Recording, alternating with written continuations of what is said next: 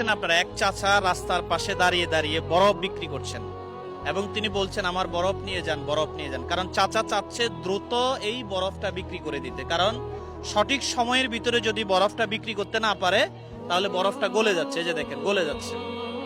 আমি আজকের এই ভিডিওটা করে এই মেসেজটাই দিতে চাচ্ছি, এই বরফটা একজন মানুষের হায়াতের মতো।